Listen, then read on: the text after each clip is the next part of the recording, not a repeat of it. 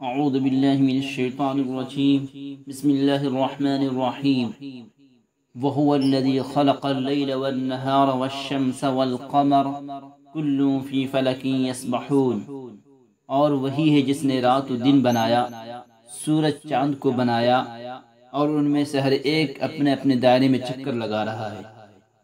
اس آیت میں بتایا جا رہا ہے کہ اللہ تعالیٰ ہی کی ذات ہے جس نے دن بھی بنایا اور رات بھی بنائی، سورج بھی بنایا اور چاند بھی بنایا، اور ہر ایک اپنے دائرے کے اندر رواں دواں ہے، ہر ایک تیر رہا ہے۔ جیسے پانی میں کوئی چیز تیرتی ہے، اسی طرح فضا میں یہ چاند اور سورج تیر رہے ہیں، یعنی اس میں برابر یہ گردش کر رہے ہیں، اور رات و دن اپنے اسی نظام کے مطابق آ جا رہے ہیں۔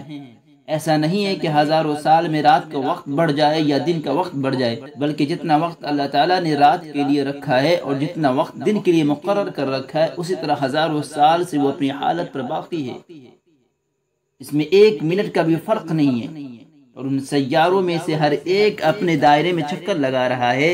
اللہ تعالیٰ نے ان کے جو دائرے بنائے ہیں وہ ہر ایک کے الگ الگ ہے۔ چاند کا دائرہ الگ ہے، سورج کا دائرہ الگ ہے۔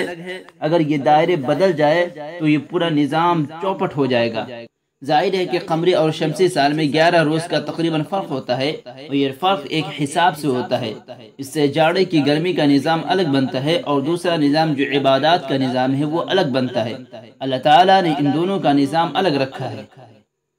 اللہ تعالیٰ کا دوسری جگہ ارشاد فرماتے ہیں وَمَا جَعَلْنَا لِبَشَرٍ مِّن قَبْلِكَ الْخُلْدَ أَفَإِن مِّتَّ فَهُمُ الْخَالِدُونَ، اور ہم نے کسی انسان کے لیے تم میں سے پہلے ہمیشہ رہنے کا نظام نہیں رکھا، تو کیا ایسا ہے کہ آپ کا انتقال ہو جائے اور یہ سب ہمیشہ رہیں؟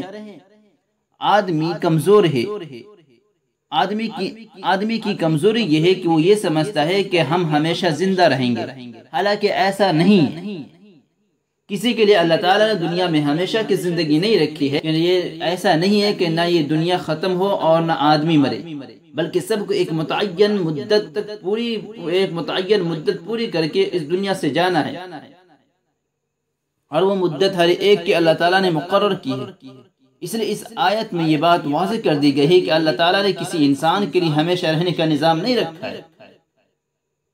لہذا جو لوگ یہ سوچتے ہیں کہ حضور صلی اللہ علیہ وسلم ان کی بات نہیں مان رہے ہیں اور دعوت دیتے چلے جا رہے ہیں، ہم ان کو مار بھی نہیں سکتے، البتہ جو تکلیف پہنچانے کا نظام ہے وہ پہنچا رہے ہیں، لیکن آپ کی دعوت ختم نہیں ہو رہی ہے، تو کچھ دن انتظار کر لے، پھر جب ان کا انتقال ہو جائے گا اس کے بعد ہمیں چھٹی مل جائے گی۔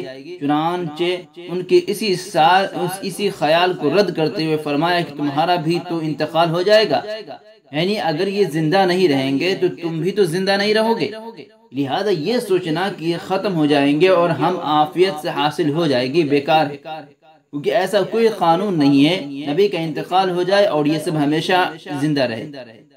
اس لیے کسی کا بھی یہ خیال کرنا کسی کے انتقال سے دعوت کا کام ختم ہو جائے گا غلط خیال ہے۔ حقیقت یہ ہے کہ انتقال ان کا بھی ہوگا اور نبی کا بھی ہوگا،